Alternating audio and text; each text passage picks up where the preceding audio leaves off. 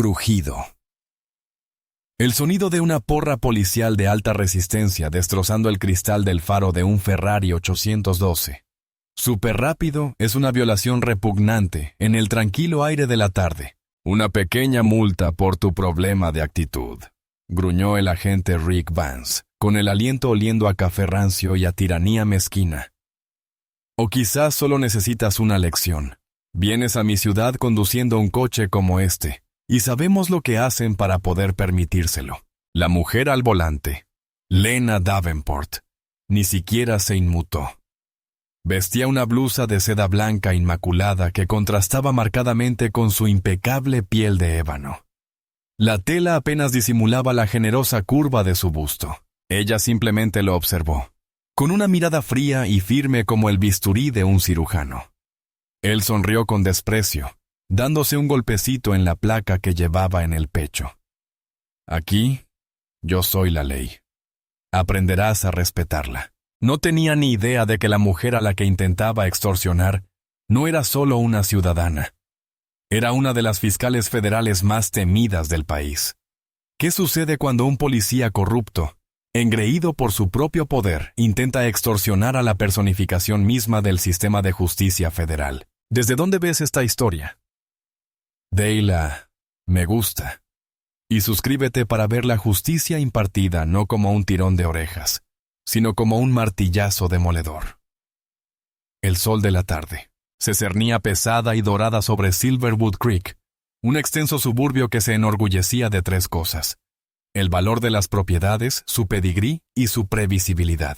Era un mundo pintado en tonos tierra apagados y caros, grises paloma, beiges elegantes, y el verde profundo y conservador de céspedes perfectamente cuidados. El sonido más fuerte era el susurro de los aspersores automáticos o el suave zumbido de una cortadora de césped a lo lejos. Cada casa era una fortaleza de silenciosa riqueza, apartada de las inmaculadas calles arboladas, diseñada para proyectar una imagen de éxito sin esfuerzo, manteniendo las realidades desordenadas del mundo a una distancia cómoda e invisible. Era una comunidad construida sobre la base de reglas no escritas. Un lugar donde la conformidad era la virtud suprema, y cualquier cosa que destacara se veía con sospecha inmediata. En este océano beige, cuidadosamente seleccionado, Lena Davenport llegó como una gota de sangre en un vaso de leche. Su carroza era un Ferrari 812. Superfast del 2024. Su pintura, un carmesí intenso y brillante llamado Rosso Magma, no se limitaba a conducir por la calle. Se anunció a sí mismo. El ronco y grave murmullo de su motor V12. Un rugido visceral que atraía miradas y sacudía la atmósfera serena. El coche era una obra maestra de la ingeniería italiana, una sinfonía de líneas agresivas y curvas sensuales que parecía completamente ajena y profundamente disruptiva en el contexto de los SUV de lujo y los prácticos sedanes alemanes que abarrotaban las entradas. Se detuvo con un ronroneo frente a una impresionante casa colonial moderna. Una casa que había sido objeto de chismes locales durante meses tras ser comprada sin verla por un precio muy superior al solicitado. Entonces, la puerta del conductor se abrió de golpe. Apareció una sola pierna, larga y tonificada, con un tacón de aguja de Christian Louboutin. Le siguió el resto de Lena Davenport. El sol iluminaba el blanco brillante de su blusa de seda, una prenda de una elegancia tan sencilla que solo servía para realzar a la imponente mujer que la lucía. Lena tenía 35 años, una escultura de mujer con la piel color caoba oscura y pulida, y una cascada de rizos apretados e inmaculados que enmarcaban un rostro de inteligencia y belleza deslumbrantes. Era alta, aplomada, y poseía una figura escultural. La blusa de seda cubría, sin estirarse, un busto generoso y generoso, testimonio de su perfecta confección y la seguridad que le otorgaba. Se detuvo un instante, recorriendo con la mirada su nuevo hogar, con una expresión serena, majestuosa y absolutamente indescifrable. No solo se estaba mudando, sino que estaba tomando posesión de él. A 2 cuadras de allí, estacionado a la sombra de un gran roble, El oficial Rick Vance observaba. Su patrulla funcionaba en silencio, con el aire acondicionado a tope, pero una sensación de calor y asco le apretaba el estómago. Vance, un hombre de 40 años, cuya figura, antes atlética, se había suavizado hasta convertirse en la corpulencia de un hombre que disfrutaba demasiado de su autoridad. Consideraba a Silverwood Creek su ladrón personal. Había vivido toda su vida en un barrio más modesto a las afueras del suburbio, y patrullaba sus calles adineradas con un heredero propietario, considerándose no solo un agente de la ley, sino el guardián del carácter del barrio. Cada instinto de su cuerpo, agudizado por años de prejuicios no examinados, le gritaba que Lena Davenport era una violación. Levantó sus binoculares, unos que se había comprado para vigilancia, y la enfocó. Vio el coche, un vehículo que costaba más que toda su casa. Vio la ropa de diseñador, y la vio a ella, la mujer, negra, joven, hermosa. En su mente pequeña y resentida, las piezas no encajaban. La ecuación no cuadraba a menos que se añadiera una variable sucia. Ganador de la lotería, improbable. Esposa de estrella del deporte. Tal vez lo más probable, pensó, con el labio curvado en una mueca de desprecio, era dinero de la droga, o una prostituta de lujo. La posibilidad de que simplemente fuera una mujer exitosa e inteligente que se había ganado su lugar en el mundo era tan ajena a su visión del mundo que ni siquiera la consideraba una posibilidad. Vaya,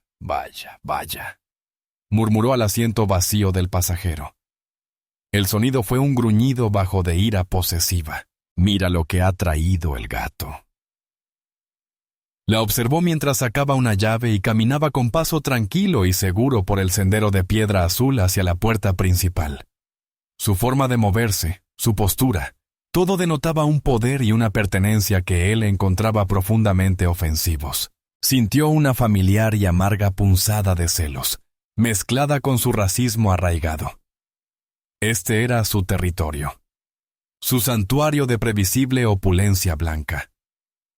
Él era el guardián de la puerta, y esta mujer, este fantasma carmesí en su coche imposible, acababa de cruzar su puerta sin siquiera mirarlo. Una indignación justificada lo invadió. Ella no pertenecía allí, y su misión personal sería hacerle entender que la primera piedra la había lanzado, no ella, sino contra ella, desde la sombra de una patrulla a 2 manzanas de distancia. La batalla por Silverwood Creek había comenzado antes de que ella siquiera hubiera desempacado una sola caja. En los días posteriores a la llegada de Lena, las tareas profesionales del agente Rick Vance quedaron relegadas a un nuevo pasatiempo que lo absorbía todo: la vigilancia obsesiva de la mujer del Ferrari carmesí. Sus patrullajes, antes un tranquilo circuito por las tranquilas calles de Silverwood Creek, ahora se convertían en órbitas estrechas y deliberadas alrededor de su callejón sin salida. Era como un tiburón que rodeaba a un nadador, impulsado por un instinto depredador primario que justificaba como diligencia de vida. Se dijo a sí mismo que solo vigilaba a un elemento sospechoso, pero en las tranquilas horas de su turno, supo que era algo más. Era una fijación, una obsesión consciente alimentada por una mezcla tóxica de envidia, racismo y un profundo sentimiento de incompetencia personal que su sola presencia parecía magnificar. Aprendió su rutina, vio a la empresa de mudanzas de lujo, con su equipo uniformado y profesional, pasar 2 días descargando una casa llena de muebles caros y minimalistas y lo que parecía una importante colección de arte moderno. No había un séquito ostentoso, ni música alta, ni una oleada de visitantes sospechosos, ni ninguno de los comportamientos estereotipados que su mente prejuiciosa había anticipado. Solo había una mujer tranquila, eficiente y muy reservada instalándose en su nuevo hogar. Esta ausencia de irregularidades visibles solo sirvió para frustrarlo aún más. Era como si intentara deliberadamente ser una residente perfecta, algo que le pareció profundamente sospechoso. Su primera agresión oficial fue digital. Sentado en su patrulla, bajo la sombra moteada de un arce, revisó su matrícula, LNC 001, una placa personalizada. Su arrogancia lo hizo sonreír con desdén. Ingresó la información en su computadora de a bordo, tecleando con impaciencia. Esperaba que apareciera algo. Una orden de arresto de otro estado, una licencia suspendida, una conexión con un delincuente conocido, cualquier cosa que confirmara su intuición. El resultado llegó en segundos, y fue como un jarro de agua fría para su ira latente. El vehículo estaba registrado a nombre de Lena C. Davenport. Dirección: 12 Willow Lane, Silverwood Creek. La matrícula era nueva, pagada al 100%, sin cargos. El seguro era de primera. Buscó su nombre en la base de datos nacional de delitos. La pantalla mostró un resultado que lo hizo fruncir el ceño, sin antecedentes. Se recostó, con un gruñido de frustración escapando de sus labios. Un historial limpio.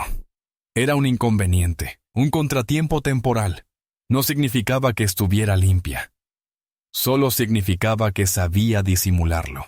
Amplió su búsqueda utilizando recursos policiales, a los que no estaba autorizado a acceder por curiosidad personal. Realizó una verificación de antecedentes exhaustiva, de esas reservadas para investigaciones criminales serias. Buscó registros financieros, escrituras de propiedad, cualquier pista digital que pudiera conducir a la verdad que tanto ansiaba encontrar. Lo que encontró solo profundizó el misterio y avivó su resentimiento.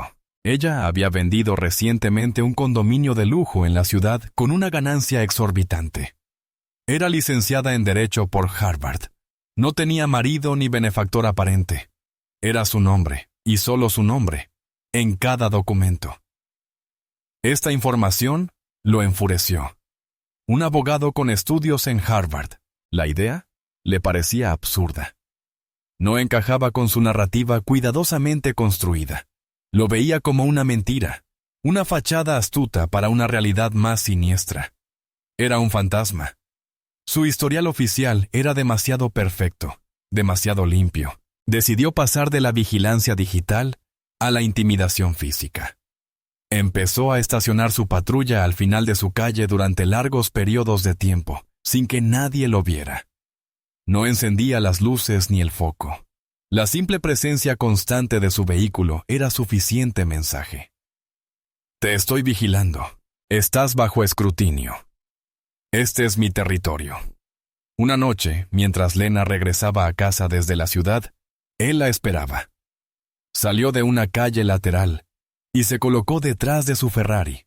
La siguió durante el último kilómetro hasta su casa, manteniéndose exactamente a 2 coches de distancia. No encendió las luces. No le hacía falta. Ver un coche de policía en el retrovisor es inquietante para todos.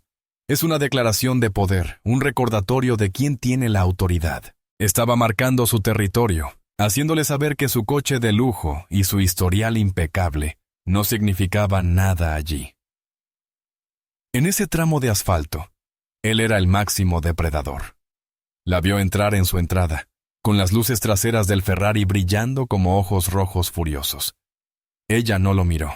Simplemente salió del coche y entró en su casa, la viva imagen de una Grace despreocupada. Su negativa a reconocerlo, a mostrar cualquier signo de miedo o intimidación, fue como una bofetada. Lo hizo sentir insignificante. Y cuando Rick Vance se sentía insignificante, se volvía peligroso. El observador en la acera se había impacientado. El tiempo de la observación silenciosa había terminado. El momento de la confrontación directa se acercaba rápidamente. Dentro del fresco y tranquilo santuario de su nuevo hogar, Lena Davenport no se sentía nada indiferente. Sin embargo, no se sorprendió en absoluto. En cuanto vio la patrulla del agente Vance estacionada al final de su calle por tercera vez en 2 días, supo exactamente lo que estaba sucediendo. Había visto este patrón 100 veces antes, en 100 formas diferentes, a lo largo de su vida y su carrera. Era la danza predecible y venenosa de un hombre con un ego frágil y una insignia, enfrentado a una realidad que amenazaba su visión del mundo. Ella era una mujer negra que no solo era exitosa, sino también poderosa. Y para hombres como Vance, esa era una transgresión que no podía quedar impune. Su actitud serena, No era señal de ignorancia, sino de disciplina. Como fiscal federal especializada en casos complejos de derechos civiles, había interrogado a hombres mucho más poderosos y peligrosos que Rick Vance. Había desmantelado las carreras de políticos corruptos, desmantelado departamentos de policía racistas y enfrentado a abogados de cárteles sin pestañear. Toda su vida profesional se basó en una preparación meticulosa, control emocional y un conocimiento inquebrantable de la ley. Reconoció a Vance exactamente como lo que era. Un matón de poca monta que creía que su uniforme lo convertía en un rey. Y sabía que la única manera de lidiar con un abusador no era responder a su agresión con emoción, sino construir un caso metódico y sólido contra él hasta que el peso de sus propias acciones lo aplastara. Mientras Vance se dedicaba a realizar verificaciones de antecedentes ilegales sobre ella, Lena realizaba una perfectamente legal y mucho más efectiva sobre él. Tenía amigos y contactos en todos los niveles de las fuerzas del orden. Un discreto mensaje de texto a un colega de confianza del Departamento de Justicia fue suficiente. «Tengo curiosidad por un agente de Silverwood Creek», escribió. «Me llamo Rick Vance. ¿Hay algo que deba saber?» La respuesta llegó 2 horas después, y era justo lo que esperaba. Vance tenía antecedentes. 3 denuncias civiles por uso excesivo de la fuerza, todas desestimadas por su Departamento de Asuntos Internos. 2 por abuso verbal durante controles de tráfico, ambas por parte de conductores pertenecientes a minorías, fueron consideradas infundadas. Era un problema conocido, una llaga supurante que su departamento había optado por ignorar en lugar de tratar. Era exactamente el tipo de agente que había forjado su carrera procesando. Con esta confirmación, Lena comenzó a crear su propio expediente. No escribió en un diario. Creó un depósito seguro de pruebas digitales, con triple cifrado en un servidor privado. Su casa, una casa inteligente que había diseñado con su prometido, un magnate de la seguridad tecnológica, estaba equipada con un sistema de vigilancia de última generación. No era solo por seguridad, era para guardar pruebas.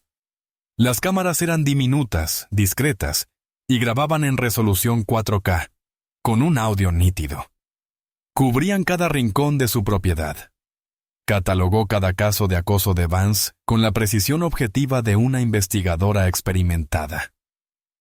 Fecha: 12 de octubre. Hora: de 17:30 a 18:45. El vehículo patrulla del agente Vance, Unidad 314, se estacionó en la intersección de Willow y Oak con línea de visión directa a mi propiedad. Sin motivo oficial de presencia. Duración: 75 minutos. Archivo de video L. Vance, 1912. Ov. Hizo lo mismo la noche que él la siguió hasta su casa. Guardó las imágenes de sus cámaras traseras, que mostraban claramente su auto, el número de su unidad y la duración del seguimiento. Usó su teléfono para grabarlo discretamente cuando pasó lentamente frente a su casa. Giró la cabeza y la miró fijamente. Cada pase lento, cada mirada prolongada, cada presencia llamativa era documentada, registrada y guardada. Sabía que era un juego de paciencia, una partida de ajedrez. Él hacía movimientos torpes y agresivos con sus peones. Ella posicionaba a su reina con discreción. Entendía la psicología. Psicología de hombres como él. Se alimentaban de una reacción. Querían miedo, ira, una acusación a gritos, cualquier cosa que les permitiera agravar la situación e incriminar a su víctima como la agresora. Gritarle sería un error. Llamar a su comisaría para quejarse sería un error, ya que solo lo alertaría y permitiría a su departamento cerrar filas. Ella no le daría nada. Su silencio era estratégico, su compostura, un arma. Ella lo dejaría sentirse cómodo. Le haría creer que estaba ganando, que sus tácticas de intimidación estaban surtiendo efecto en una mujer indefensa. Le daría suficiente cuerda, segura de que, con absoluta certeza, la usaría para ahorcarse. El patrón del veneno estaba claro, pero también lo estaba el camino hacia el antídoto. Fue un camino forjado con paciencia, precisión y el peso inquebrantable de la ley que había jurado defender.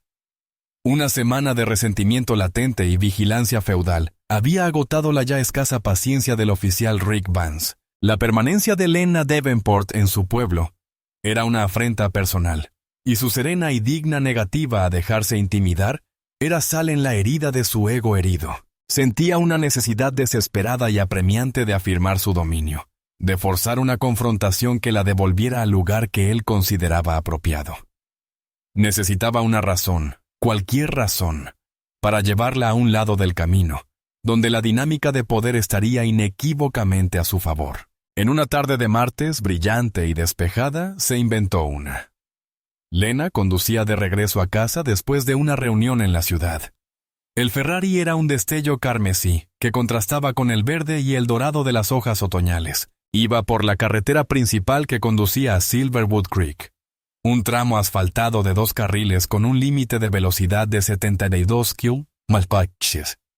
Era una conductora exigente, siempre consciente de su imponente vehículo. Mantenía el velocímetro en exactamente 72 kilos. Ni una milla más allá, vio su patrulla aparcada en un hueco detrás de una valla publicitaria, mucho antes de llegar. Era una trampa de velocidad evidente, pero sabía que no se trataba de velocidad. Sintió un nudo en el estómago. Era el momento. Al pasar junto a él, miró por el retrovisor. Como predijo, la patrulla arrancó con el motor acelerando. No encendió las luces de inmediato. En cambio, aceleró con fuerza, acortando la distancia hasta que su robusta barra de empuje estuvo a pocos metros del reluciente parachoques trasero de su Ferrari. Era una clásica táctica de intimidación peligrosa. Intentaba intimidarla para provocarla a acelerar o a cometer un error.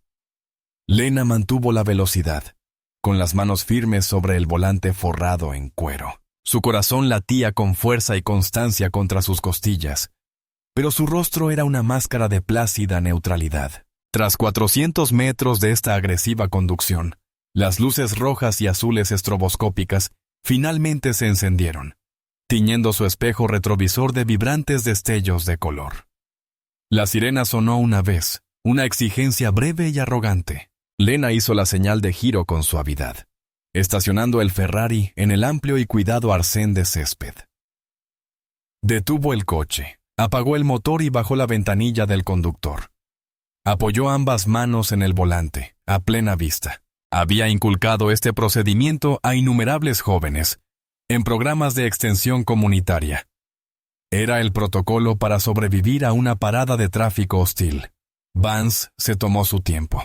Se quedó sentado en su patrulla 2 minutos, una maniobra deliberada de poder diseñada para aumentar su ansiedad. Finalmente, su puerta se abrió y él salió. Se contoneó hacia su coche, con la mano apoyada en la culata de su Glock enfundada, con movimientos lentos y amenazantes. No se acercó directamente a la ventanilla del conductor, sino que se detuvo junto a la luz trasera, observándola lenta y desdeñosamente a ella y a su vehículo. Vaya, dijo en voz baja. ¡Qué suerte verte por aquí! Se acercó a su ventana, invadiendo deliberadamente su espacio personal, al inclinarse y apoyar su carnoso antebrazo en el techo del coche. No se dirigía a una ciudadana. Se refería a una posesión, licencia y registro. Lena no habló. Metió la mano lenta y deliberadamente en la guantera. Sacó los documentos solicitados de un pulcro portafolios de cuero y se los entregó. Él se los arrebató de la mano. Hizo como si mirara su licencia y luego la miró a la cara. Lena Davenport, leyó en voz alta, con tono burlón. Ibas a 80 km/h, en una zona de 45 km/h. Era una mentira descarada, y ambos lo sabían. El Ferrari de Lena estaba equipado con una sofisticada grabadora de datos a bordo, algo que ella sabía perfectamente. Estoy segura de que no, agente, dijo con voz firme y serena, sin delatar ira ni miedo. ¿Me está llamando mentiroso?, espetó él, alzando la voz. La farsa de una parada de tráfico rutinaria ya se estaba desvaneciendo. Yo misma lo registré. 58. Eso es un cargo por conducción temeraria en este pueblo. Podríamos incautar ese cochecito tuyo. Hizo una pausa, dejando la amenaza flotando en el aire. Su mirada bajó del rostro de ella al escote en big de su blusa de seda, una mirada posesiva y aprensiva que le puso los pelos de punta. Por supuesto, continuó, bajando la voz a un tono conspirativo y grasiento. Quizás podamos manejar esto de otra manera. Una multa así. Los puntos. El aumento del seguro. Es un verdadero dolor de cabeza. A veces, una contribución al fondo de la policía para las pelotas puede hacer que estas cosas desaparezcan. Ahí estaba, la exigencia sucia y patética. No era solo un matón racista. Era un estafador barato. Intentaba extorsionarla. Era el momento que había estado esperando. El momento en que él cruzaría la línea del acoso a un claro delito federal. Extorsión con pretexto de ley. Lena miró al oficial Vance, su mirada sostenida por él. No había miedo en su mirada, solo una profunda e inquietante quietud. Lo tenía.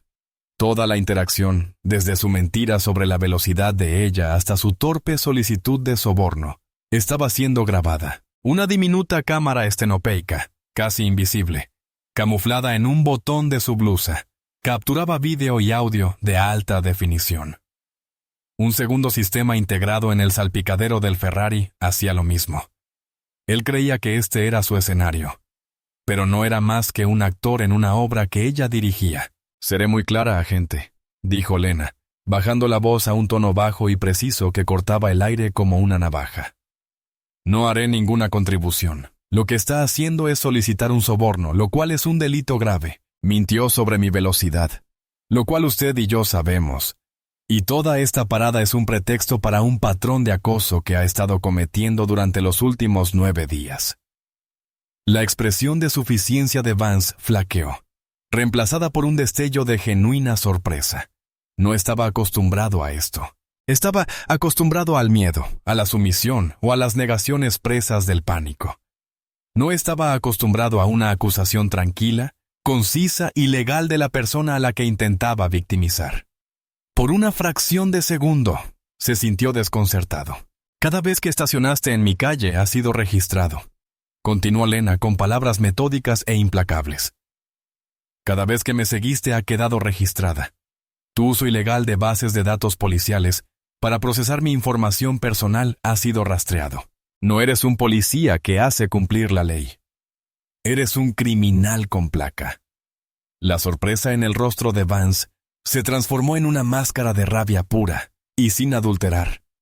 Estaba siendo desafiado, expuesto y despojado de su poder por la misma persona a la que había intentado dominar. El ladrón aprendiz había desaparecido, reemplazado por el animal acorralado. «Te crees muy listo, ¿verdad?», gruñó, con el rostro enrojecido por la ira. «¿Crees que puedes venir aquí con tu coche de lujo y tus palabrotas y amenazarme? No es una amenaza, agente Vance», dijo Lena con tono gélido. «Es la constatación de un hecho. Y aquí va otra.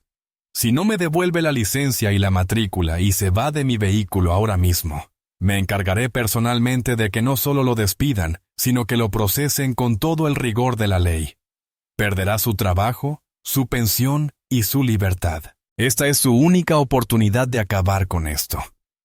Fue el insulto final.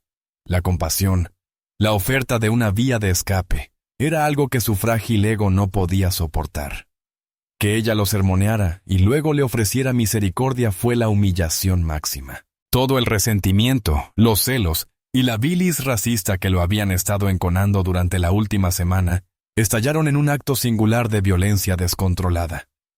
«Te mostraré quién manda», rugió, con la voz quebrada por la furia. Retrocedió un vaso del coche, buscando no su pistola, sino la pesada porra negra que colgaba de su cinturón. La arrancó de la anilla con un movimiento rápido y furioso. Por un instante de horror, Lena creyó que iba a atacarla, a romperle la ventanilla y sacarla a rastras del coche. En cambio, descargó su furia contra el propio coche, contra el símbolo de su éxito que tanto resentía. Con un grito gutural de frustración, blandió el bastón en un violento arco descendente. ¡Crunch! El sonido del bastón de acero endurecido al romper la lente de policarbonato cristalino del faro, del lado del pasajero del Ferrari, fue una violación repugnante. Fragmentos de plástico de alta tecnología volaron por los aires, brillando como diamantes bajo el sol de la tarde antes de caer al césped. Una telaraña de grietas se extendió desde el punto de impacto, destruyendo el intrincado proyector con forma de joya que contenía. Se quedó allí jadeando, con el bastón aún en la mano y el pecho agitado. La adrenalina lo inundó. Había esperado sentirse poderoso, verla derrumbarse de miedo, pero cuando la miró, no vio nada. Lena no había gritado. No había chillado. Simplemente se quedó allí sentada. Su expresión era indescifrable. Su mirada se clavó en él con una intensidad aterradora. «Un poco bien para tu problema de actitud», gruñó, intentando recuperar su bravuconería. «O tal vez solo necesitas una lección. Vienes a mi ciudad conduciendo un coche como este. Sabemos qué clase de trabajo hacen para poder permitírselo», dijo con desdén, dándose un golpecito en la placa del pecho. «Aquí, yo soy la ley. Aprenderás a respetarla». Lena no dijo nada. No hacía falta. No solo se había cruzado la línea, se había borrado. El acto de destrucción física, el flagrante abuso de poder cometido a plena luz del día tras un intento fallido de extorsión, lo había cambiado todo. Esto ya no era solo una violación de los derechos civiles. Era la última prueba que necesitaba. La trampa que él había tendido con tanta paciencia había saltado. Y Rick Vance, en su arrebato de ira impotente, acababa de sellar su propio destino con un solo y patético golpe de porra. El agente Vance permanecía jadeante junto a la carretera, con la porra aún aferrada en la mano. Un monumento a su propia estupidez. Observó a Lena Davenport, esperando lágrimas, histeria, una llamada de pánico al 911. Lo recibió un silencio profundo e inquietante. Ella simplemente lo miró a la cara, luego al faro destrozado de su auto de $500,000, y luego a él. Su expresión no era de miedo ni ira, sino de fría evaluación clínica. Era la mirada de un biólogo examinando una muestra bajo el microscopio. Lenta y deliberadamente, extendió la mano. «Mi oficial de licencia y registro», dijo. Su voz era perfectamente firme, una orden plana y tranquila, más contundente que cualquier grito. Sorprendido por su compostura, Vance rebuscó entre los documentos. Su rabia se transformó momentáneamente en un destello de confusión. Se los puso en la palma de la mano. «Gracias», dijo, con un tono desprovisto de emoción. «Hemos concluido». Sin decir nada más, levantó la ventanilla. El silencioso ruido del motor eléctrico, un sonido definitivo. Arrancó el motor del Ferrari, el V12 rugiendo en una explosión controlada. Puso el intermitente y volvió a la carretera con suavidad, dejándolo parado en el arcén, entre los fragmentos brillantes de su faro. No aceleró, no quemó goma, simplemente se marchó a la velocidad límite. Una imagen de control perfecto y exasperante. Vance la vio irse, con una sensación de malestar que empezaba a revolvérsele el estómago, mezclándose con la adrenalina que se desvanecía. El satisfactorio crujido del bastón había dado paso a una incómoda inquietud. Su reacción había sido incorrecta, completamente incorrecta. La gente asustada no actuaba así. La gente culpable no actuaba así. La gente impotente no actuaba así. Por primera vez, una pequeña y fría semilla de duda empezó a brotar en el árido terreno de su arrogancia. Lena condujo otro kilómetro, con las manos firmes y la respiración tranquila. No estaba presa del pánico. Estaba ejecutando un plan. Entró en el aparcamiento de un pequeño supermercado de lujo, un lugar que sabía que tenía varias cámaras de seguridad. Aparcó el Ferrari en un lugar bien iluminado justo enfrente de la entrada. asegurándose de que los daños en su coche fueran claramente visibles para cualquier cámara externa. Se sentó al volante un momento, con el motor en marcha mientras se enfriaba. Respiró hondo una sola vez para purificarse. La furia fría que había contenido con tanto cuidado era como un bloque de hielo en su pecho. Era la ira justificada de una mujer que había dedicado su vida a defender la ley, solo para que la usaran en su contra como un arma vil y sucia. Tomó su teléfono. No era su iPhone personal. De un compartimento oculto en su consola central, sacó un elegante dispositivo negro, sin ningún detalle distintivo y sin marca. Era un STU-3, un dispositivo de comunicaciones seguro conectado a una red gubernamental clasificada, impenetrable e irrastreable. Presionó un solo botón de marcación rápida. La línea no sonó. Simplemente se conectó con un suave clic digital. Hawthorne. Una voz profunda y autoritaria respondió. No hubo saludos ni preámbulos, solo el nombre. Era la voz de Marcus Hawthorne, fiscal general adjunto de la División de Derechos Civiles del Departamento de Justicia de Estados Unidos. Era su jefe, su mentor y uno de los agentes del orden más poderosos del país. Marcus, soy Lena, dijo, sin que su voz delatara el trauma que acababa de sufrir. Lena, estás en la línea segura. ¿Todo bien? La preocupación en su voz fue inmediata y palpable, a pesar de su tono formal. Estoy bien, Marcus. Pero ya pasó, dijo. La situación que discutimos. Háblame. Dame los detalles. El sujeto se llama agente Rick Vance, del Departamento de Policía de Silverwood Creek. Aproximadamente a las 14:30 horas de hoy, realizó una parada de tráfico ilegal basándose en una infracción de exceso de velocidad inventada. Luego intentó extorsionarme con un soborno. Cuando me negué y le informé de su responsabilidad penal, me agredió. Hubo un silencio sepulcral al otro lado de la línea. Durante 5 segundos, el único sonido fue el tenue zumbido sin estática de la conexión segura. Marcus Hawthorne, un hombre que solía lidiar con lo peor de la humanidad, estaba procesando el hecho de que uno de sus principales fiscales había sido atacado por un policía común y corriente. Define agredido, dijo finalmente, con la voz ahora peligrosamente baja, desprovista de toda calidez. Era la voz que usaba al declarar la guerra. Golpeó mi vehículo con su porra de servicio, destrozando el faro delantero del copiloto. Lena informó que su tono era tan frío como si estuviera leyendo un expediente. Todo el incidente, incluyendo la solicitud de soborno y el precedente patrón de acoso, está grabado en video y audio de alta definición de 2 dispositivos separados. El acto se cometió a plena luz del día en la vía pública. ¿Estás herido? ¿Necesitas protección? No he sufrido daños físicos, pero Marcus, este es justo el caso que buscábamos.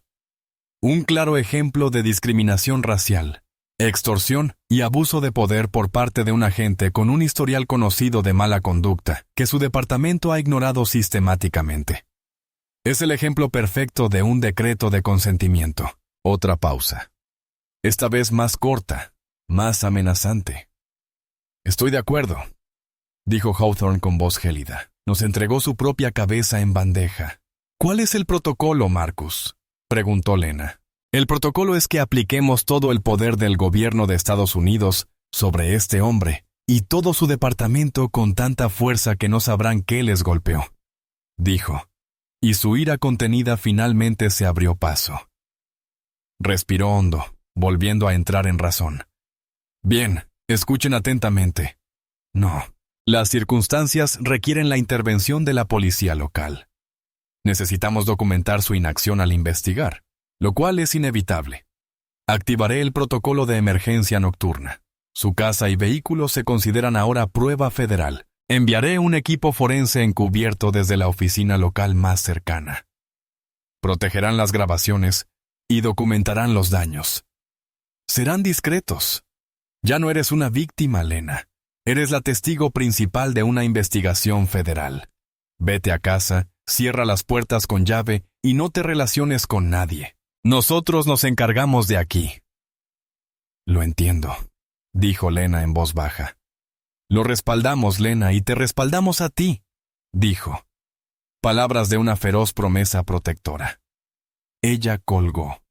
La tormenta se había desatado. La llamada telefónica, que duró menos de 5 minutos, activó una respuesta de las más altas esferas del Departamento de Justicia. El oficial Rick Vance, en su ira ignorante, creyó haberle dado una lección a una arrogante mujer negra. No tenía ni idea de que acababa de declarar la guerra al mismo sistema al que había jurado servir. Los engranajes de una justicia terrible y veloz estaban ahora en marcha. En cuanto Marcus Hawthorne terminó la llamada con Lena, giró en su sillón de cuero de respaldo alto en su amplia oficina de Washington, D.C., y pulsó el botón del intercomunicador en su escritorio. «Libérame la agenda para el resto del día», le ordenó a su asistente. «Y comuníquenme con el director Evans del FBI por una línea de video segura». En 60 segundos, el rostro del director del FBI, Robert Evans, un hombre severo, de cabello canoso y la mirada cansada de quien llevaba el peso de la seguridad nacional sobre sus hombros, apareció en el gran monitor de la pared de Hawthorne.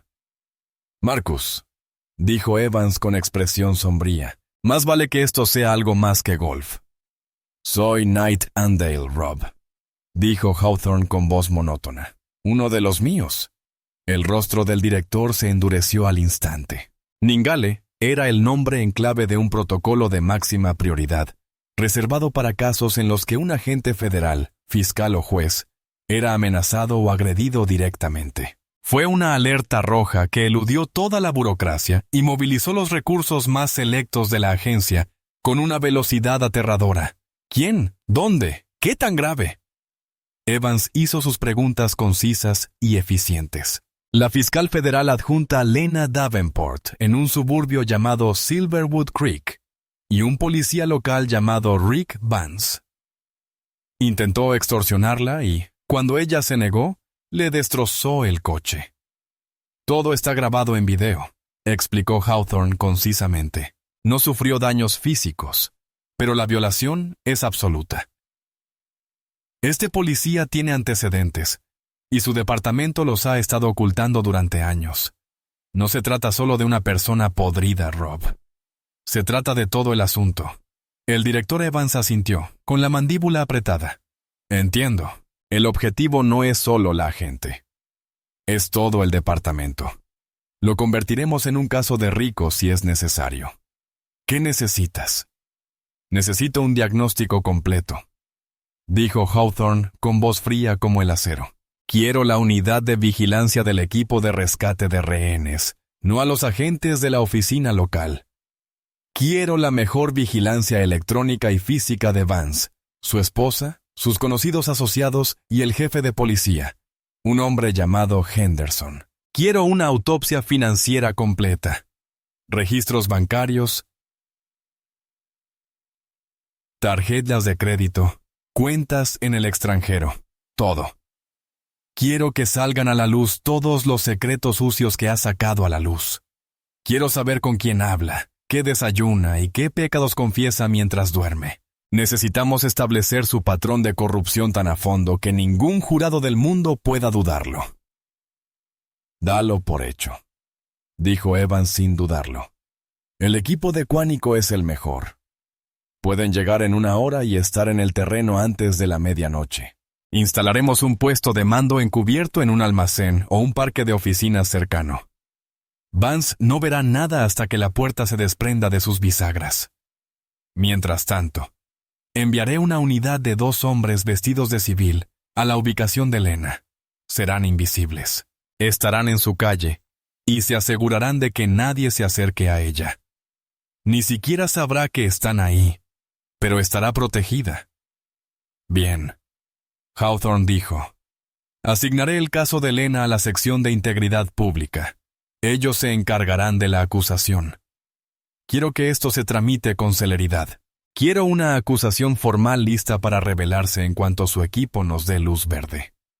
Los 2 hombres, titanes del sistema judicial estadounidense, continuaron trazando la estrategia. Fue un asalto multifacético ejecutado con la precisión de una operación militar. Mientras los equipos tácticos y de vigilancia del FBI se movilizaban, la maquinaria legal del Departamento de Justicia cobraba vida. Los analistas comenzaron a obtener registros de propiedad, declaraciones de impuestos y perfiles en redes sociales de Vance y todo su círculo. Se redactaron citaciones para obtener registros bancarios y telefónicos. Un juez federal estaba a la espera de firmar las órdenes en cuanto estuvieran listas. Mientras tanto, una camioneta anodina entró en el estacionamiento del supermercado donde Lena la esperaba. 2 hombres vestidos de civil, vaqueros y polos aparecieron. Parecían reparadores de teléfonos. Se acercaron al coche de Lena, hicieron un gesto sutil y pusieron manos a la obra. Uno de ellos, un especialista forense, utilizó un equipo especializado para recuperar con cuidado las tarjetas de memoria de las 2 grabadoras de Lena. El segundo hombre tomó fotografías detalladas y de alta resolución de los daños del Ferrari desde todos los ángulos imaginables. Todo el proceso duró menos de 10 minutos. No hablaron con ella. Simplemente recogieron las pruebas. Asintieron de nuevo y desaparecieron tan silenciosamente como habían llegado. La activación del protocolo Nightingale fue una aterradora demostración del inmenso poder del gobierno federal. Para el oficial Rick Vance, la vida transcurría con normalidad. Había terminado su turno. Se había ido a casa y probablemente se estaba quejando con su esposa de su mal día. Era un hombre humilde en un pueblo pequeño que había cometido un grave error. Había metido la pata en un avispero, sin darse cuenta de que, en realidad, había pateado a un dragón dormido. Y ahora, la furia ardiente e ineludible de ese dragón se acumulaba silenciosamente en los cielos sobre su cabeza, preparándose para descender y reducir a cenizas su mundo entero. El sistema que creía controlar estaba a punto de volverse contra él con una fuerza incomprensible. Rick Vance condujo a casa esa noche bajo un cielo tormentoso de nubes moradas y anaranjadas. La inquietud que lo había atormentado tras el enfrentamiento con Lena Davenport prácticamente había desaparecido, sepultada bajo una gruesa capa de autojustificación y bravuconería. Repasó el incidente mentalmente, editándolo para que encajara con su narrativa preferida. En su versión, no era un matón corrupto que había perdido el control. Era un policía duro que imponía la ley, poniendo en su lugar a una mujer irrespetuosa y arrogante. El satisfactorio crujido del bastón en el faro marcó el final de su victoria. Estacionó su Ford F-150 ligeramente oxidada en la entrada de su modesta casa estilo rancho, en la zona menos glamurosa de Silverwood Creek. Era un mundo aparte del estilo colonial moderno de Lena, un hecho que era una constante molestia en su vida. Entró en una casa que olía a guisado y ambientador. Su esposa, Brenda, una mujer delgada y siempre preocupada, cuyo mundo se había reducido a los confines del círculo de chismes de su barrio, estaba junto a la cocina. «¿Qué día tan duro?», preguntó, secándose las manos con un paño de cocina. «No tienes ni idea», gruñó Rick, tirando las llaves sobre la encimera y sacando una cerveza del refrigerador. Destapó la cerveza y dio un trago largo y sediento. «Tuve que lidiar con esa mujer nueva, la del coche rojo elegante». Los ojos de Brenda se iluminaron con una curiosidad maliciosa. «Oh, ¿qué pasó?». Rick se apoyó en el mostrador y tomó otro trago de cerveza. Él era el rey de este castillo, y esta era su corte. Estaba hablando sin parar, conduciendo como una loca, y luego me dio una mala pasada cuando la detuve.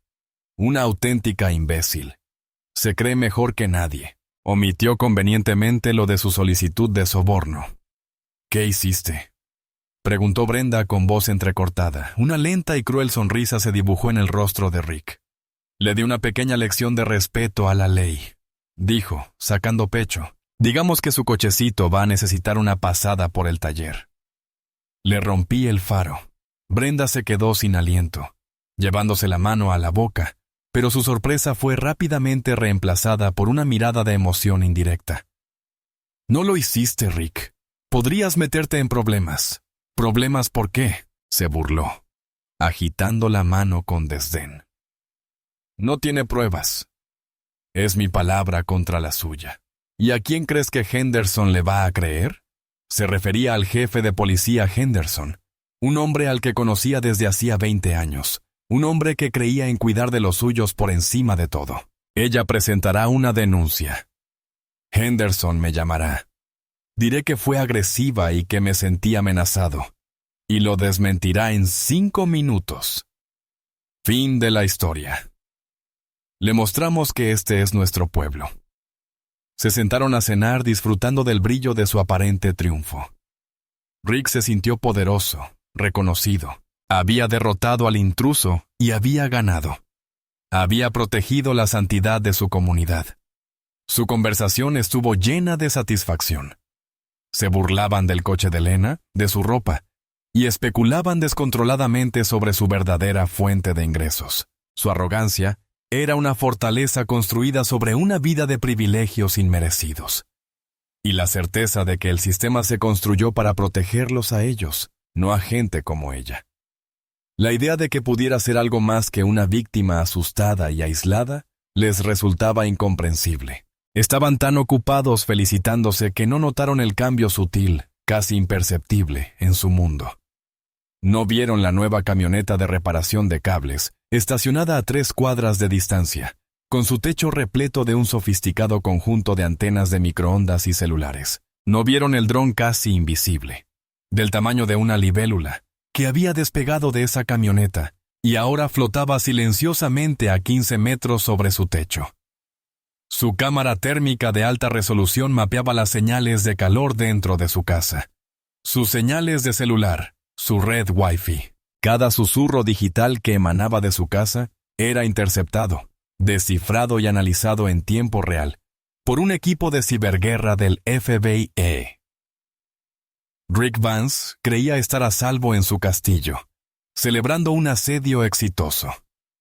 De hecho, era un pez en una pecera, actuando para un público que no podía ver. Su regodeo, sus conspiraciones, cada palabra suya quedaba registrada como prueba. Su victoria era un delirio. Y su ignorancia era la soga que alegremente ataba a su propio cuello.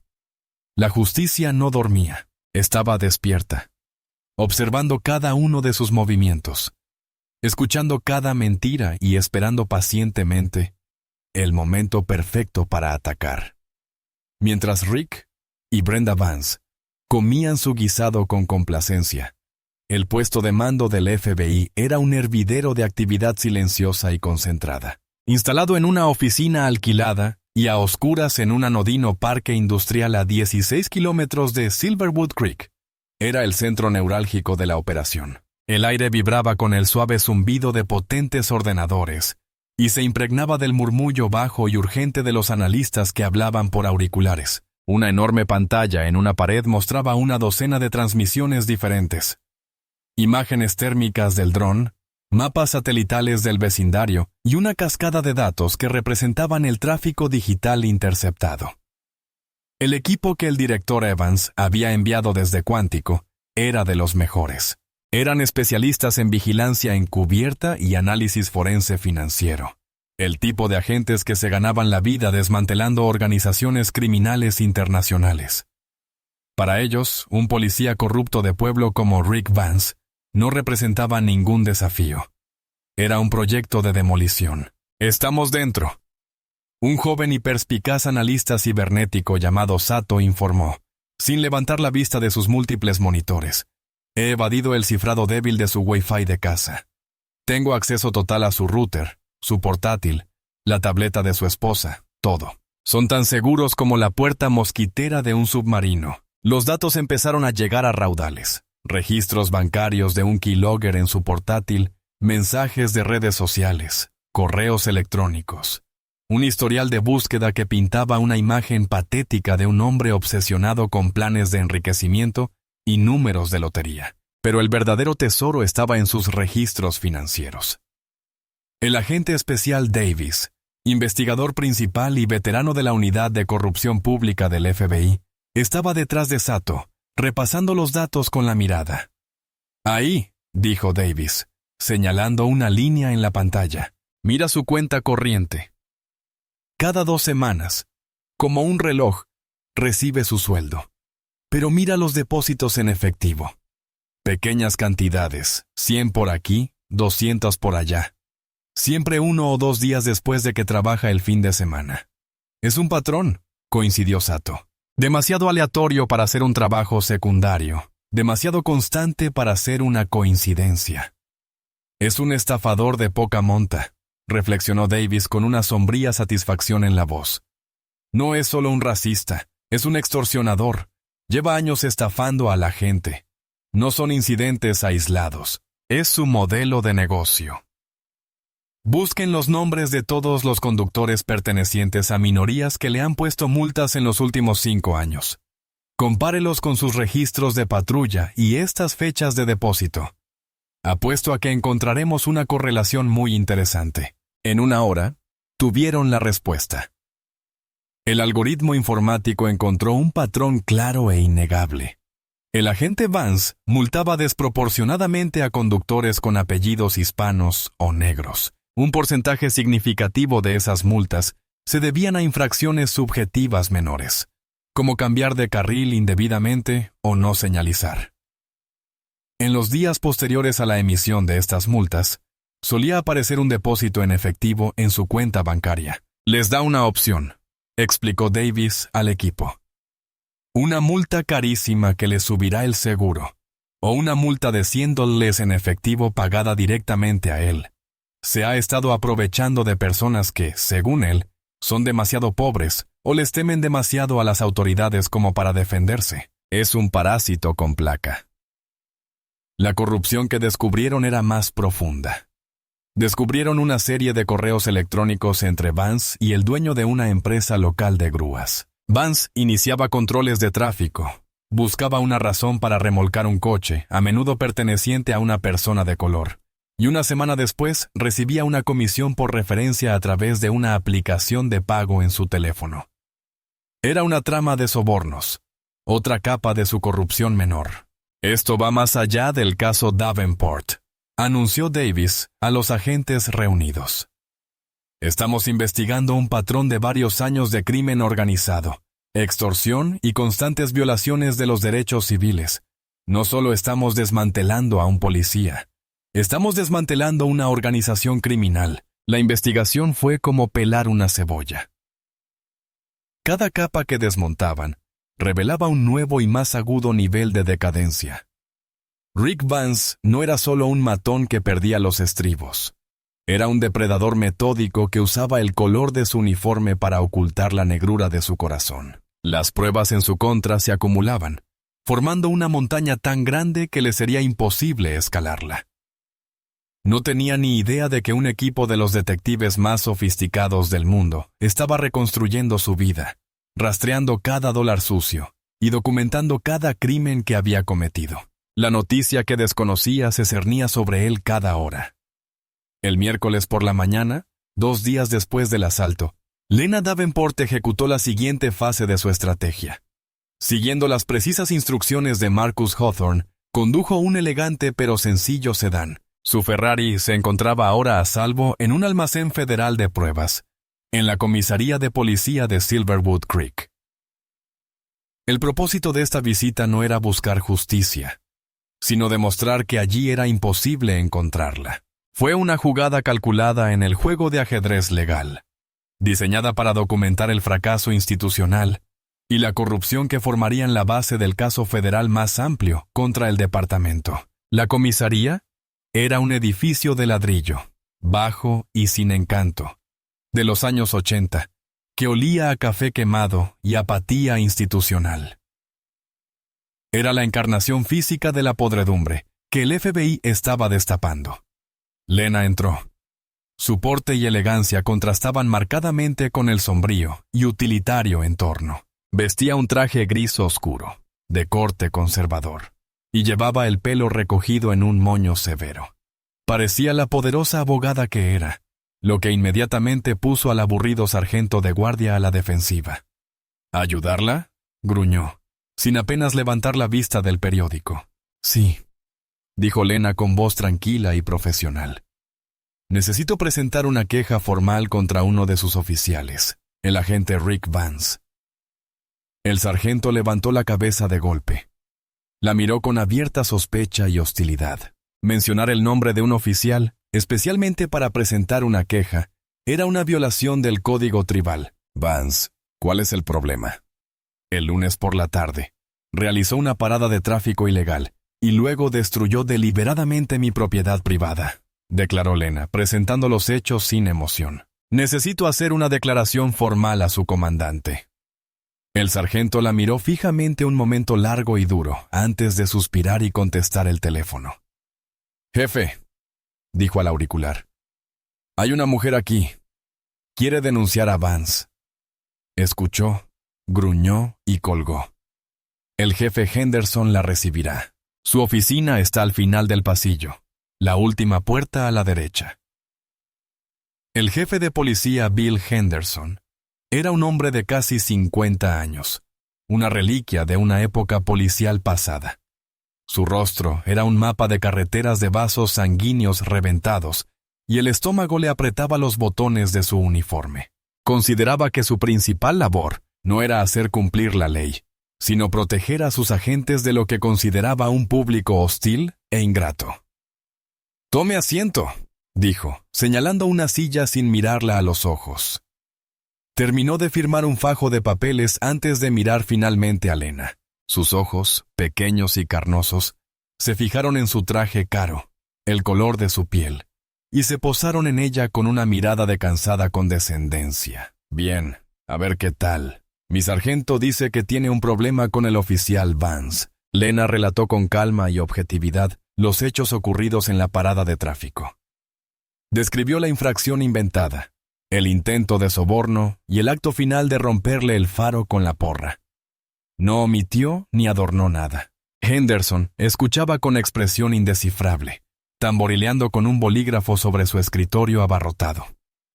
Cuando terminó, él se reclinó, y la silla crujió en señal de protesta. «De acuerdo», dijo con un tono paternalista y desdeñoso. «El agente Vance ya presentó su informe del incidente. Dice que usted conducía de forma errática, se puso agresiva y la insultó cuando la detuvo. Dijo que su coche sufrió daños accidentales cuando casi lo atropelló al intentar huir, y que tuvo que empujar el vehículo para apartarse. Era una mentira descabellada, casi risible, pero era la historia oficial. El muro azul de silencio erigido con tinta. «Eso es un invento total, jefe», dijo Lena bajando la voz a una calma gélida. «Y estoy segura de que lo sabe». «Lo que sé», dijo Henderson, endureciendo la voz, «es que tengo la palabra de un veterano de 15 años de mi cuerpo contra la suya». Dejó la palabra flotando en el aire, cargada de un significado tácito. «Mire, señora, no sé qué pretende. Quizás busca cobrar rápido del seguro del pueblo. Pero un consejo. Esto no es la ciudad. Aquí nos cuidamos. Mi consejo es que vuelva a casa, arregle su coche y considere esto una lección de respeto a la ley en Silverwood Creek. Insistir en esto solo te traerá más problemas. ¿Entiendes lo que digo? Era una amenaza, simple y llanamente, un consejo amistoso. Le estaba diciendo que se rindiera o el acoso empeoraría. Lena se puso de pie. El jaque mate estaba completo. «Lo entiendo perfectamente, jefe Henderson», dijo con voz desprovista de emoción. «Ha dejado la postura del departamento clarísima». Se dio la vuelta y salió de la oficina, dejando al jefe sentado tras su escritorio, seguro de haber logrado intimidar a otro ciudadano descontento y lograr que guardara silencio. No tenía ni idea de que toda su conversación, cada palabra de culpabilización, sus mentiras y sus amenazas veladas, habían sido grabadas con precisión por un microtransmisor camuflado en una elegante pluma estilográfica sujeta al bolsillo de su chaqueta. Creyó que estaba enterrando una queja. En realidad, solo estaba cavando la tumba de su propia carrera y de todo su departamento. La desestimación de la denuncia por parte de la jefa Henderson fue justo el estímulo que Rick Vance necesitaba. La jefa lo había llamado para charlar. lo que consistió en un guiño, un asentimiento y la confirmación de que el informe oficial se había presentado y el asunto estaba cerrado. Vance se sentía a prueba de balas, invencible. El sistema en el que había confiado toda su vida había funcionado exactamente como debía. Lo había protegido de un extraño. Esa noche sintió la necesidad de celebrar su victoria y presumir de su conquista ante sus compañeros. Fue a la Línea Azul, un bar sórdido, propiedad de policías, a las afueras de Silverwood Creek. Era un lugar donde los oficiales podían hablar libremente, donde las bromas racistas se recibían con risas y donde se contaban con orgullo las historias de triunfos en el trabajo. El aire estaba cargado de olor a cerveza rancia, frituras y la masculinidad tóxica de hombres que creían que sus placas los hacían infalibles. Vance, sentado en una mesa de la esquina con otros 2 oficiales con ideas afines, iba por su tercera cerveza y se sentía eufórico. «Te digo que deberías haberla visto», dijo arrastrando las palabras, embelleciendo la historia para su público. Entró en la oficina del jefe esta mañana, vestida como una maldita abogada, intentando meterme en problemas. «¿Qué hizo Henderson?», preguntó uno de los policías, un agente corpulento llamado Mike, con una sonrisa. «¿Qué crees que hizo?». Vance rió, un sonido fuerte y desagradable. Respaldó a su hombre. Eso fue lo que hizo. Le dijo que se fuera a la mierda. Me dijo que afirmó que le había destrozado el faro a propósito. Se inclinó hacia mí, bajando la voz hasta convertirla en un rugido conspirativo. Y entre nosotros, lo hice, destrozándolo todo. Poco se lo merecía. Los demás policías se rieron a carcajadas. «A un chico, Rick», le dijo Mike, dándole una palmada en la espalda. «Tienes que demostrarle a esta gente que no te dejarán manipular». «Claro que sí», dijo Vance, apurando su cerveza y pidiendo otra. «Viene a nuestro pueblo, a mi pueblo, con ese coche ridículo, haciéndose la dueña del lugar. Necesitaba una lección, y ahora lo sabe. Con la policía de Silverwood Creek no se juega. Nosotros dirigimos este pueblo y cuidamos de los nuestros». La conversación continuó así durante otra hora. Un pozo negro de racismo despreocupado, alardes de brutalidad policial y abierto desprecio por el público al que juraron servir. Hablaron de las personas que habían arrestado, las denuncias que habían ocultado y cómo tergiversaban las normas para su propio beneficio. Fue una clase magistral de corrupción, impartida con la confianza desmedida de hombres que se creían completamente intocables. Estaban tan absortos en su propia bravuconería que no se fijaron en los 2 hombres sentados al fondo de la barra. Parecían obreros de la construcción cansados, bebiendo cerveza y viendo un partido tranquilamente en la tele. Pero no eran obreros de la construcción, eran agentes del FBI del equipo de vigilancia de élite. El pequeño salero de aspecto inofensivo sobre su mesa no era un salero. Era un micrófono direccional de alta potencia dirigido directamente al puesto de Vance. Cada alarde, cada insulto, cada confesión de estar ebrio se transmitía directamente al sistema de audio de la camioneta de comando del FBI, estacionada a una cuadra de distancia. Una analista con auriculares transcribió la conversación en tiempo real, sus dedos revoloteando sobre el teclado, lo cual, entre nosotros, hice.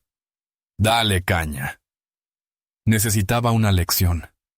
Nosotros gobernamos este pueblo y cuidamos de los nuestros. En la camioneta de mando, el agente Davis escuchaba con el rostro como una máscara de granito. Este fue el clavo definitivo. Una cosa era tener el video de la agresión. Otra muy distinta era tener una grabación de audio clara e innegable del sujeto confesando el crimen, admitiendo su mala intención e implicando a su jefe de policía en un encubrimiento. Esto ya no era solo evidencia del crimen de un hombre. Esta era la prueba de una conspiración, una cultura de corrupción que infectaba a todo el departamento. «Eso es», dijo Davis en voz baja al equipo reunido en la camioneta. «Así es la cosa. Acaba de confesar un delito de odio federal y obstrucción a la justicia». Miró al líder del equipo táctico. un hombre de rostro adusto y mandíbula como una trampa de acero. ¿Está listo el plan para la mañana? El líder del equipo asintió. Sí, señor. A las 5:06 horas. Entrada dinámica completa a su residencia. Enviaremos un equipo secundario a la casa del jefe. Los derribaremos a ambos, simultáneamente. Bien, dijo Davis, volviéndose hacia los monitores. Que tenga su fiesta. Que disfrute de su última noche de libertad. Rick Vance pidió otra cerveza, brindando con sus amigos por su propio poder e impunidad. Fue el último brindis que haría como hombre libre. A pocos kilómetros de distancia, un equipo de agentes federales altamente capacitados se preparaba para un ajuste de cuentas tan rápido y brutal como la justicia que durante tanto tiempo les había negado a otros. La noche se cernía sobre la tranquila calle obrera de Rick Vance, un mundo aparte de la impecable perfección de Silverwood Creek. Vance volvió a casa a trompicones, desde el bar alrededor de la medianoche, con la mente nublada por la cerveza barata y la autocomplacencia. Se desplomó en la cama junto a su esposa dormida. Su último pensamiento consciente fue de satisfacción. Su mundo estaba seguro. Tenía el control. Durmió el sueño profundo y sin sueños del verdadero ignorante, ajeno a la tormenta que se avecinaba silenciosamente en su puerta. A 6 kilómetros de distancia, en la silenciosa y oscura extensión de su moderna casa colonial, Lena Davenport no dormía. Estaba de pie junto al gran ventanal de su sala de estar, con una taza de té de hierbas calentándose las manos. Contemplaba el suburbio dormido, un paisaje de formas oscuras y casas silenciosas bajo un cielo sin estrellas. La furia de los últimos días se había calmado, reemplazada por una fría y profunda sensación de finitud. Era una mujer que esperaba un amanecer que sabía que lo cambiaría todo. No se trataba de venganza. Se trataba de restauración. Se trataba de reequilibrar la balanza que hombres como Rick Vance y Bill Henderson habían inclinado a su favor durante tanto tiempo. En un anodino parque industrial, los preparativos finales estaban en marcha. 2 camionetas tácticas blindadas negras, con sus motores rugiendo con un zumbido bajo y amenazante, estaban listas. Un equipo de 12 agentes del equipo SWAT del FBI, ataviados con chalecos antibalas negros mate, cascos y gafas de visión nocturna, realizaba las últimas revisiones de equipo. No se oía ruido alguno, solo el suave clic de los cargadores al colocarse y el crujido de las correas de nylon al ajustarse.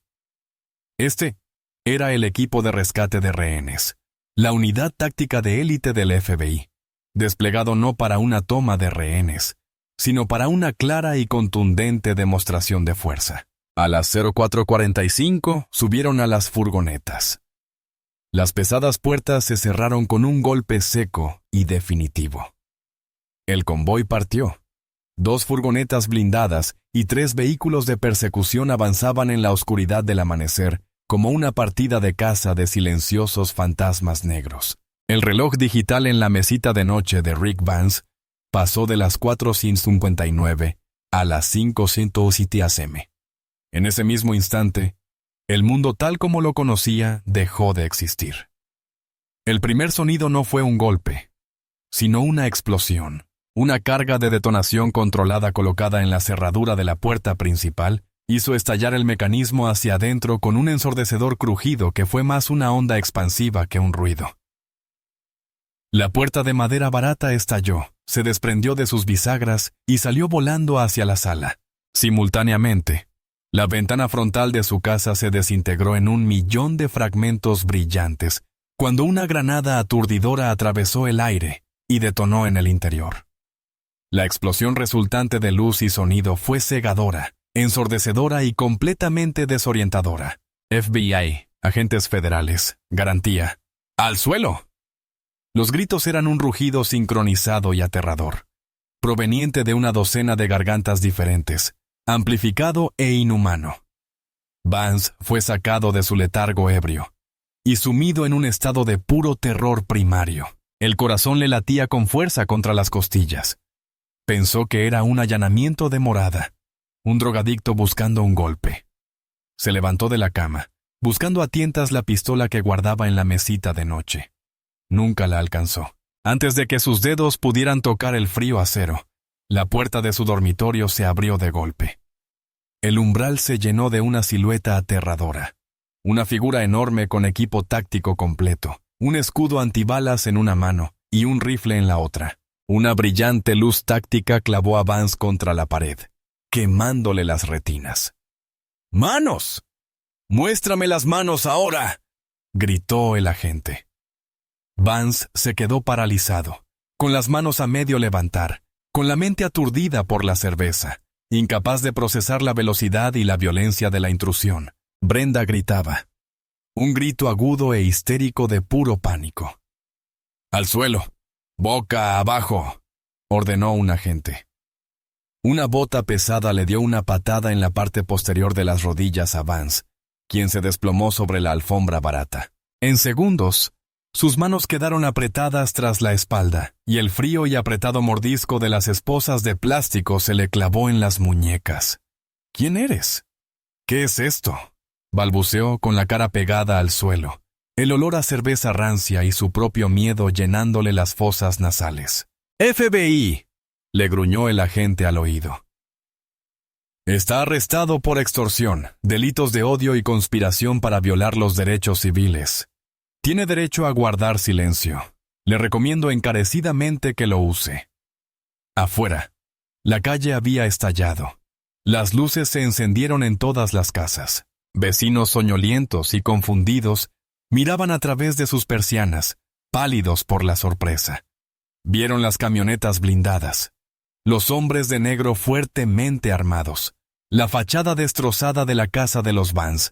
Observaron en silencio, atónitos, cómo el oficial Rick Vance, su vecino, el hombre que patrullaba sus calles, era arrastrado sin contemplaciones por la puerta principal. Vestía solo una camiseta manchada y calzoncillos. El matón presumido y seguro de sí mismo había desaparecido, reemplazado por un hombre aterrorizado y confundido, que parpadeaba bajo la intensa luz de las linternas tácticas.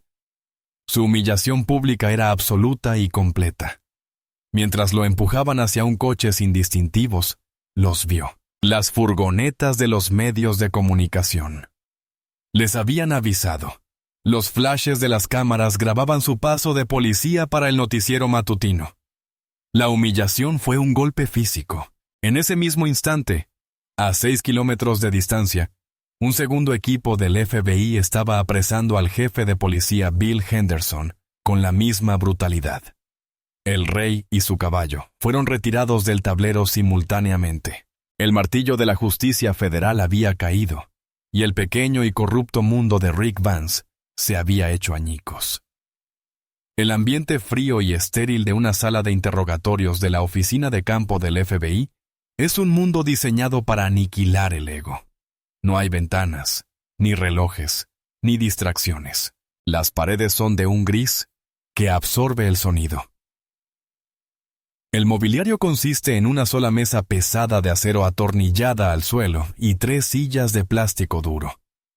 Es una cámara de privación sensorial donde la bravuconería muere, y la verdad, de una u otra manera, se descubre. Rick Vance permaneció solo en esta caja gris durante 3 horas. La adrenalina de la redada hacía tiempo que había desaparecido, reemplazada por un cóctel nauseabundo de miedo, confusión y una resaca palpitante. Lo habían despojado de su ropa de calle y le habían dado un mono de papel, un último toque deshumanizante. Intentó reconstruirlo. El FBI, crímenes de odio. Tenía que ser sobre ella, Lena Davenport. ¿Pero cómo? ¿Quién era? Finalmente, la puerta se abrió. Entró el agente especial Davis. Era el mismo hombre del puesto de mando, pero ahora con un traje a medida, la imagen de la autoridad serena y segura. Se sentó frente a Vance y colocó un expediente delgado sobre la mesa que los separaba. No lo abrió. «Oficial Miller», comenzó Davis con voz tranquila y familiar. «Voy a ser muy directo con usted. Su vida, tal como la conocía, ha terminado. Lo único que queda por determinar es si pasará los próximos 5 años en una prisión federal o los próximos 10. Vance tragó saliva con fuerza, con la garganta seca. Intentó recuperar la bravuconería que tanto le había servido durante tanto tiempo. Quiero un abogado. No voy a decir nada. Tendrás un abogado, dijo Davis con suavidad. Pero no perdamos el tiempo. Hablemos de tu modelo de negocio, Rick. Hablemos de los sobornos de la grúa. Hablemos del dinero que has estado sacando de las paradas de tráfico durante los últimos 5 años. Hablemos de tu pequeño fondo para fiestas de policía. Vance palideció. Lo sabían todo. Se le fue la cara. No sé de qué hablas. Davis sonrió. Una expresión fría y sin humor. Extendió la mano y golpeó un pequeño altavoz sobre la mesa. Presionó un botón.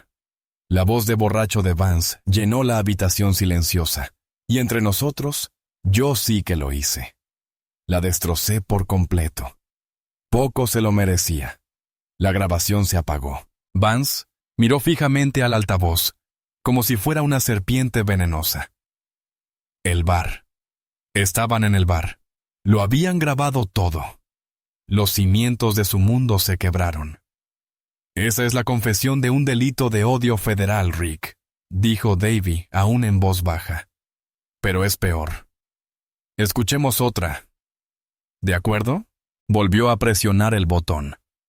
Esta vez era la voz del jefe Henderson, grabada en su propia oficina. Te aconsejo que te vayas a casa.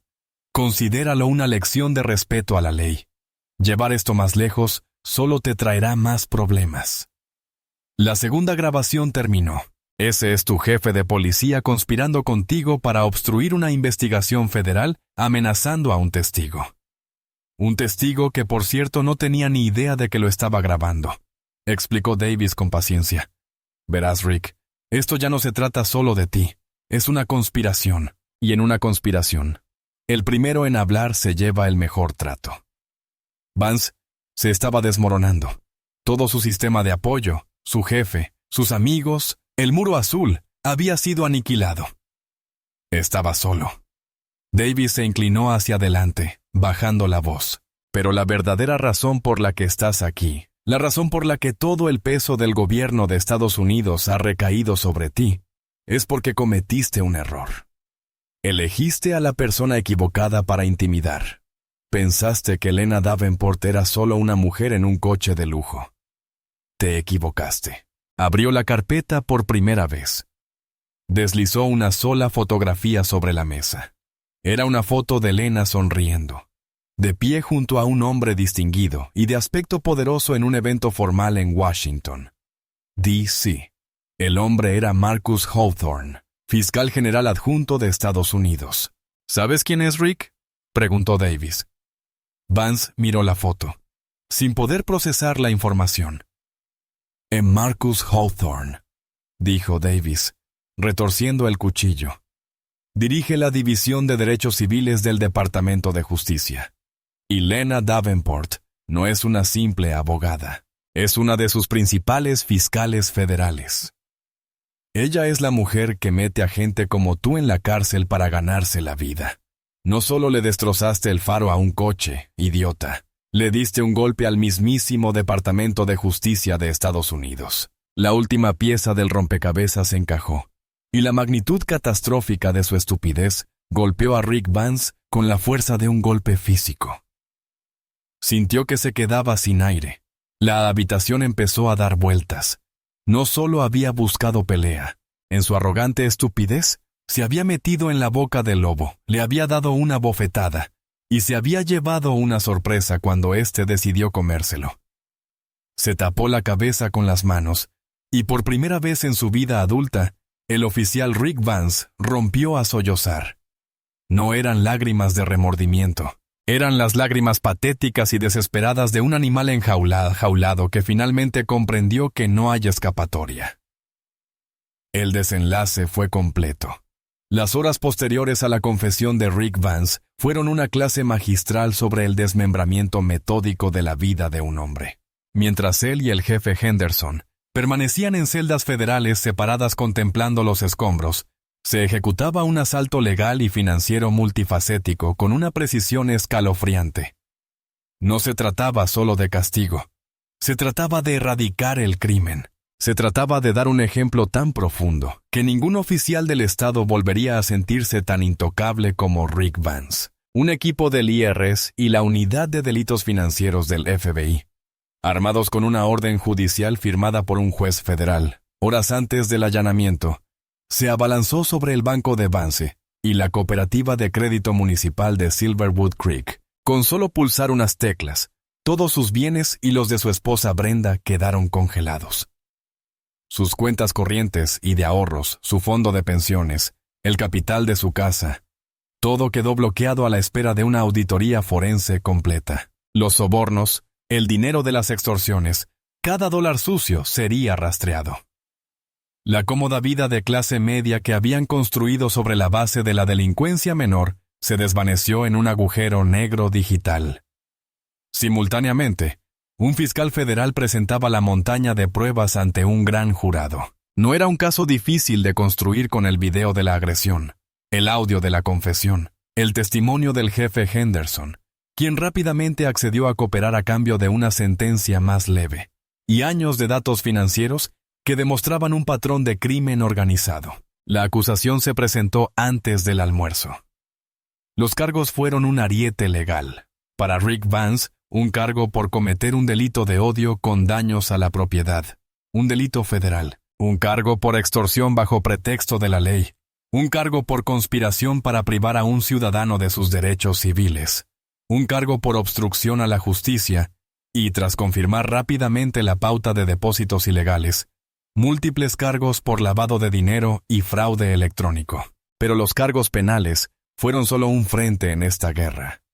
El segundo frente fue civil, y estaba diseñado para ser igual de ruinoso. Al final de la tarde, el abogado de oficio de Vance, un defensor público agobiado y abrumado, fue conducido a una sala de conferencias de la Fiscalía Federal. Lo esperaban el fiscal federal principal y la propia Lena Davenport, no como víctima, sino en su calidad de representante oficial del pueblo de Estados Unidos. Su cliente se enfrenta a un mínimo de 8 a 10 años en una penitenciaría federal, comenzó el fiscal con un tono que no dejaba lugar a negociación. Las pruebas en su contra son contundentes y abrumadoras. No le ofreceremos un acuerdo con la fiscalía sobre los cargos principales. Si quiere declararse culpable de todo, podríamos considerar recomendarle que cumpla su condena en un centro de seguridad media. De lo contrario, lo llevaremos a juicio y lo enterraremos. Entonces Lena habló. Su voz era fría y precisa, la voz de una fiscal en la cima de su autoridad. Además de los cargos penales, dijo: como ciudadana particular, presento una demanda civil contra el señor Vance.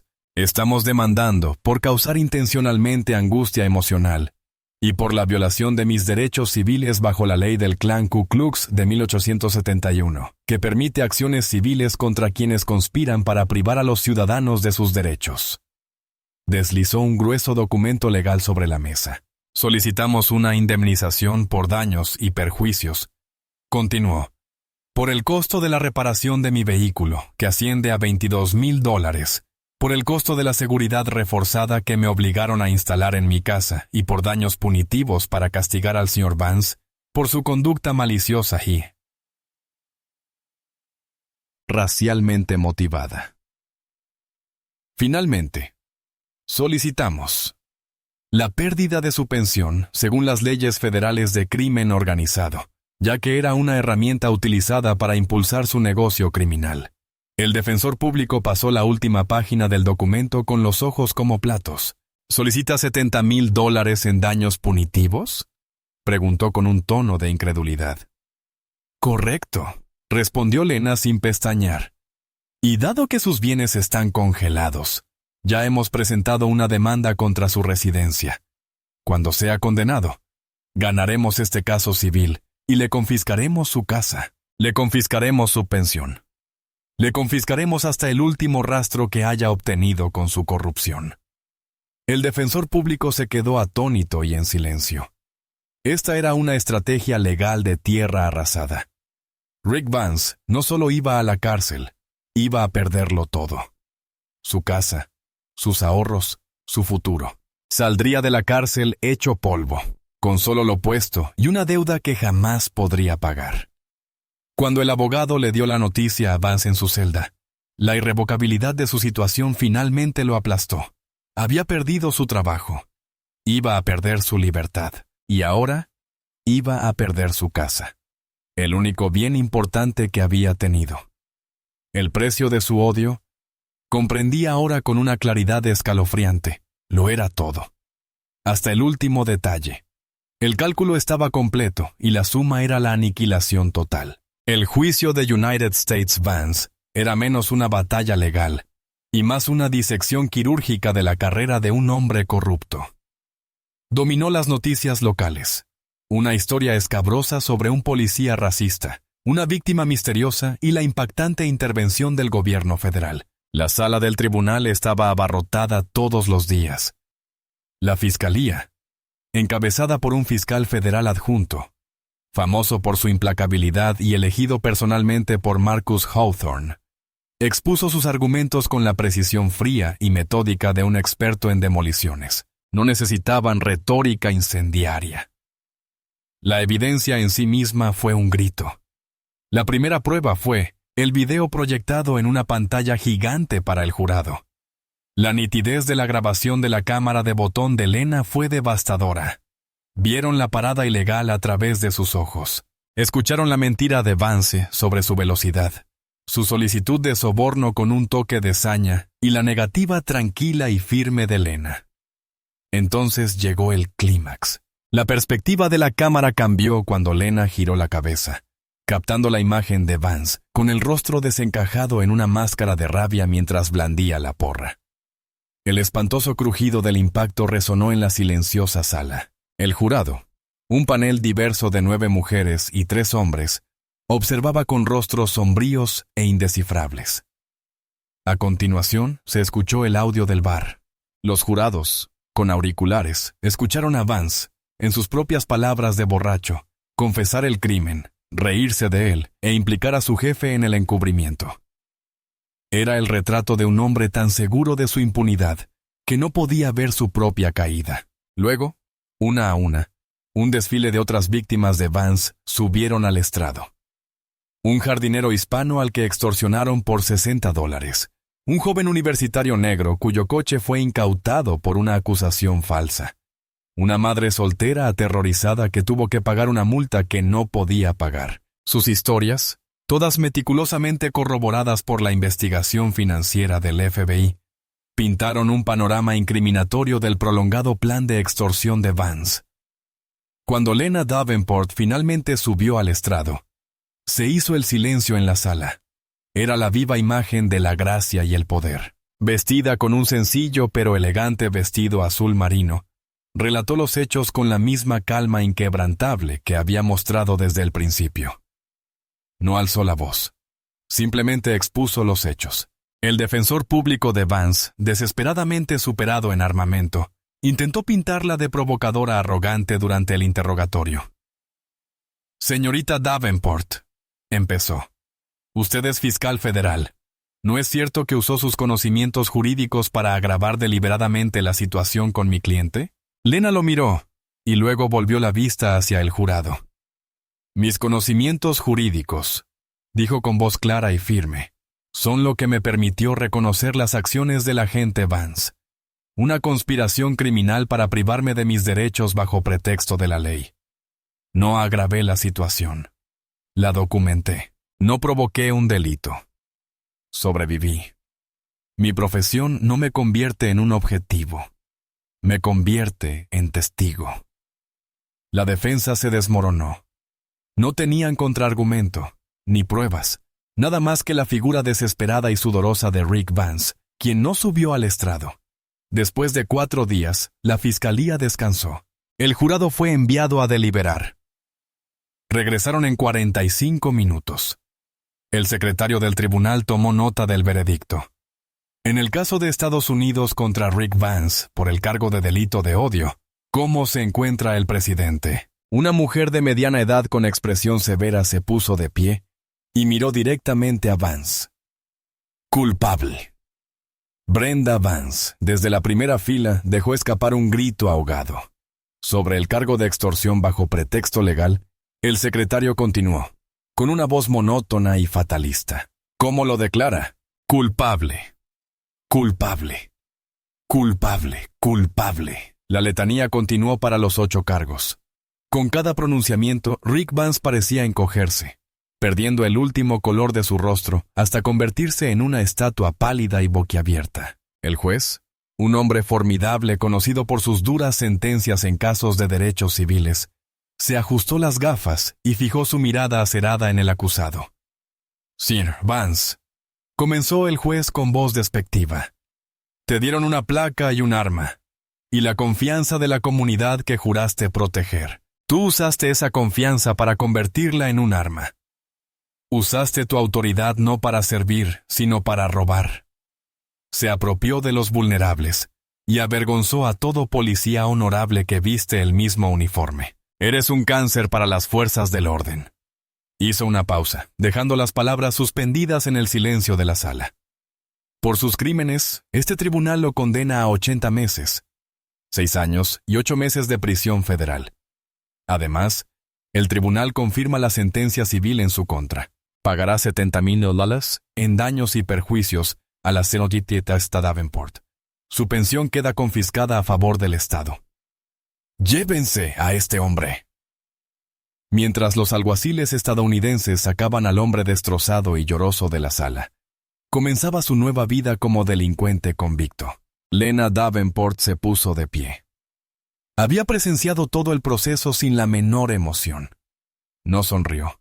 Simplemente parecía resuelta. No había buscado venganza. Había buscado justicia. Y la justicia, a su ritmo lento, agotador, pero en última instancia inexorable, se había impartido. Ha pasado un año. Las estaciones han cambiado y la primavera ha regresado a Silverwood Creek, insuflando nueva vida a las calles tranquilas y cuidadas. Los cerezos están en plena floración, sus pétalos de color rosa pálido flotando como nieve en la suave brisa. El recuerdo de la redada, el juicio y el circo mediático se ha desvanecido, absorbido por la historia del barrio. Una historia con moraleja susurrada en cócteles. El Departamento de Policía de Silverwood Creek es un lugar diferente. Tras la investigación federal, se le impuso un decreto de consentimiento judicial. El Departamento de Justicia intervino y puso orden, implementando reformas radicales en capacitación, supervisión y relaciones comunitarias. La cultura de corrupción que Henderson y Vance habían fomentado desapareció, reemplazada por una nueva generación de oficiales más jóvenes, que intentan reconstruir la confianza destrozada de la comunidad. Lena Davenport, ahora Lena Hawthorne, tras casarse con Marcus, en una pequeña ceremonia privada, está sentada en el patio trasero de su casa, con una computadora portátil abierta frente a ella. El Ferrari carmesí está aparcado en el garaje, con el faro perfectamente reparado, un trofeo reluciente de una batalla ganada. Su vida es una vida de propósito silencioso. Sigue trabajando para el Departamento de Justicia, pero ha cambiado su enfoque. Ahora lidera un grupo de trabajo nacional dedicado a procesar casos de mala conducta policial, utilizando el marco legal de su propio caso como modelo para la justicia en todo el país. Marcus sale al patio con 2 vasos de limonada. Ya no es el fiscal general adjunto. Se ha jubilado del servicio público para enseñar derecho en una prestigiosa universidad. Se inclina y la besa. ¿Qué tal la declaración?, pregunta, dejando los vasos. Productiva, responde ella con una leve sonrisa. El agente del caso Phoenix pensó que podía salirse con la suya con las mismas mentiras de siempre. Aprendió lo contrario. Cierra la laptop, apartando el trabajo. Hoy recibí el informe trimestral de la oficina de prisiones. Marcus se queda quieto. Su expresión se suaviza. Oh, Rick Vance está cumpliendo su condena en un centro de seguridad media en Kentucky. Lo ha pasado mal, Al parecer, los expolicías no son muy populares entre la población general. Ha estado bajo custodia protectora 2 veces tras ser agredido por otros reclusos. ¿Y el dinero? Marcus pregunta. La venta de su casa y la pérdida de su pensión cubrieron la sentencia de $70,000. Lena dice, con ese dinero creé una fundación. Ofrece servicios legales gratuitos a víctimas de abuso policial. Su odio ahora financia su justicia. Marcus guarda silencio un largo rato, contemplando su tranquilo jardín floreciente. No disfruto de su sufrimiento, dice en voz baja, pero no lamento sus consecuencias. Construyó su propia prisión mucho antes de que el gobierno lo amurallara. Una prisión de odio, de miedo, de ignorancia. Le toma la mano y le acaricia suavemente los nudillos con el pulgar. Lo que hiciste, Lena, importó. Causó una gran conmoción. Su caso se ha convertido en el modelo nacional de capacitación del FBI para identificar y procesar violaciones de derechos civiles que se disfrazan de trabajo policial rutinario. No solo derribaron a un policía corrupto, sino que crearon un arma para que otros se defendieran. Lena apoya la cabeza en su hombro, mientras el sol del atardecer le calienta la piel. Piensa en el horrible faro destrozado, un recuerdo que ya no le duele. La cicatriz en su coche ha desaparecido, pero la lección permanece. El verdadero poder no reside en la autoridad que te otorga un uniforme. Es la fuerza silenciosa e inquebrantable de una sola voz, que se niega a ser silenciada. Armada con el innegable poder de la verdad, había demostrado que, ante la intolerancia y la corrupción, la respuesta más eficaz no es rebajarse a su nivel, sino elevarse tanto que su fealdad quede expuesta a la vista del mundo y la justicia finalmente la condene. Y ahí termina nuestra historia. Un nuevo día ha amanecido. No solo para Lena, sino para todas las personas que alguna vez han sido injustamente atacadas por quienes ostentan el poder. ¿Qué opinas de la sentencia? Fueron 6 años y 8 meses, más la ruina financiera, un precio justo por los años de corrupción de Vance. ¿Y qué se necesita para que un sistema finalmente se controle a sí mismo? Comparte tu opinión en los comentarios. Tu perspectiva es lo que hace que esta comunidad sea tan valiosa. Si esta historia de fuerza inquebrantable y justicia suprema te conmovió, por favor, apóyala dándole a me gusta y suscribiéndote al canal para leer más historias importantes. Listo.